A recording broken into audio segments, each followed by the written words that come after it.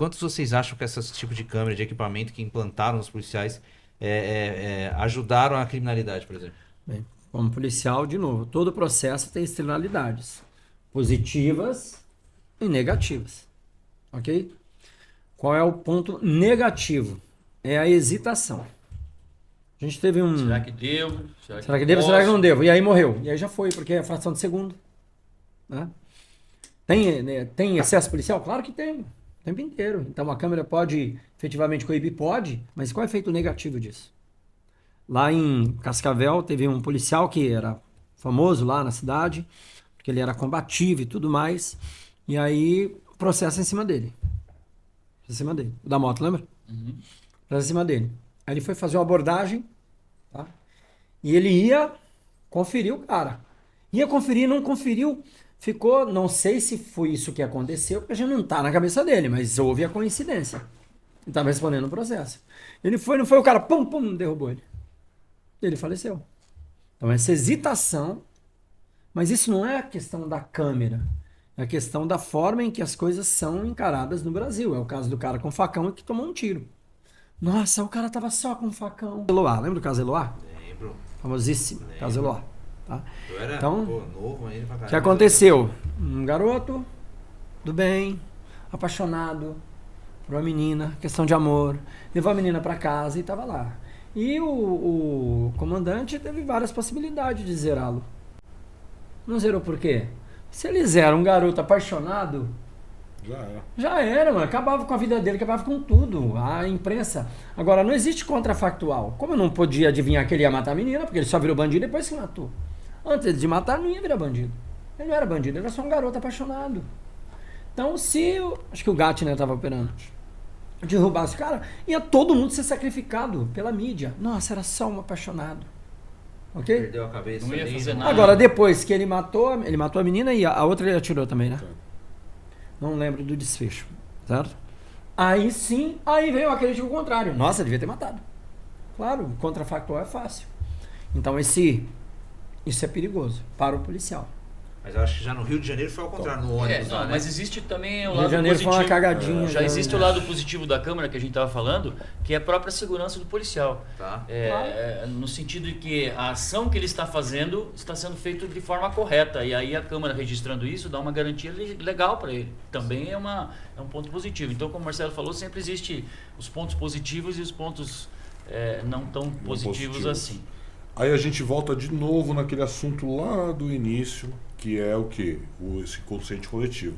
Por que nos Estados Unidos a COP funciona tão bem?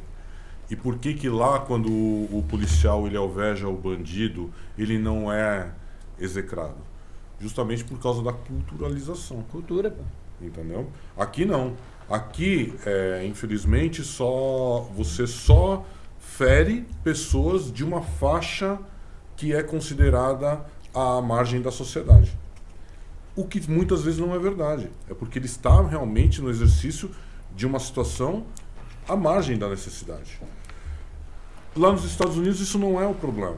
Porque quando o cara vem para cima dele, o policial não hesita. Porque ele sabe que ele está cumprindo Tá resguardado. com a sua função.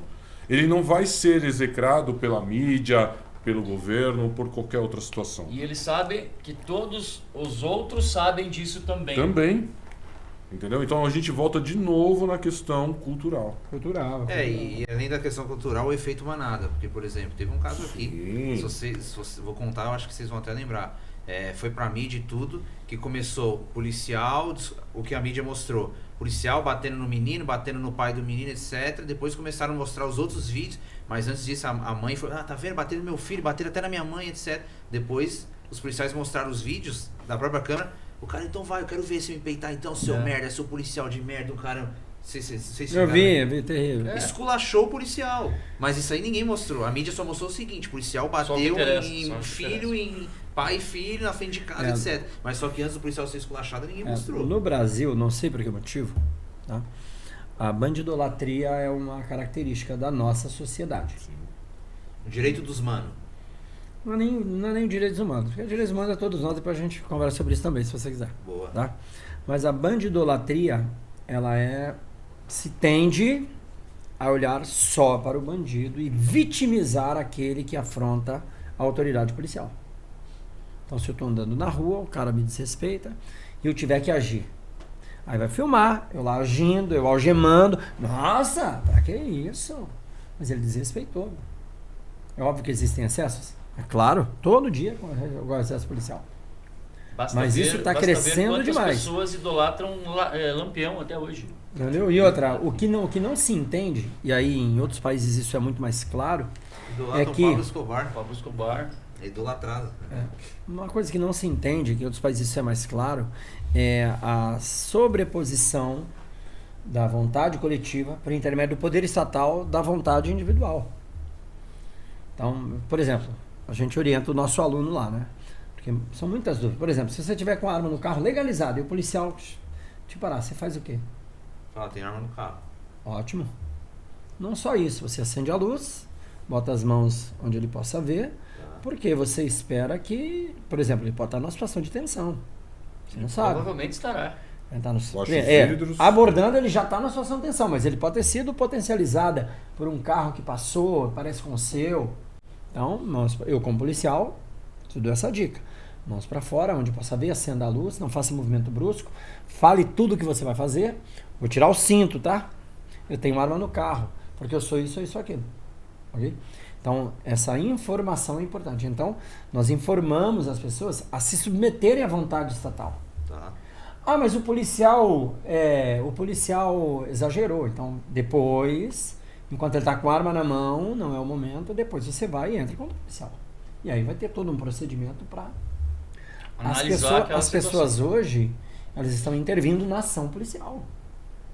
Estão indo contra o poder estatal. Então, isso é uma distorção social. Porque tende à anarquia. Não vê? Então, eu estou lá, nossa, coitadinho, ele está algemando.